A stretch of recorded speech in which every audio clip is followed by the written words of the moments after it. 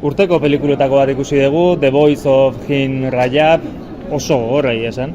Bai, Hin Rajab da Gaza iparraldeko 6 urteko ume bat, eta bera IS-ean ari da bere familia guztiarekin, eta tiroketa batek harrapatu ditu, eta beste denak hil dira, bera izan ezik. Eta pelikula guztia da, bera ilargi gorriarekin telefonoz berbetan dagoen momentua, bera laguntza eske zoroa bezala, eta ilargi gorria zerbait egin nahian, baina ezinean, ez da.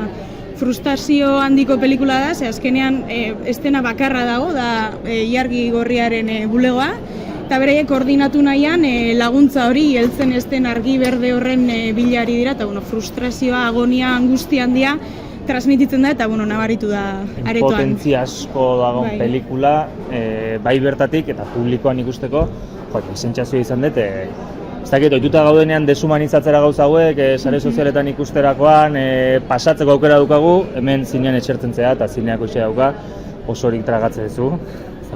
Bai, eta gainera, aipagarria da, benetako historia batean dagoela oinarrituta, ze agertzen den larrialdi dei hori benetako Hin Rajab pura da, benetako audioa agertzen da, eta benetako irudiak ere agertzen dira, orduan guztiz apurtzen zaituen pelikula bat. Kritika zehatza argian.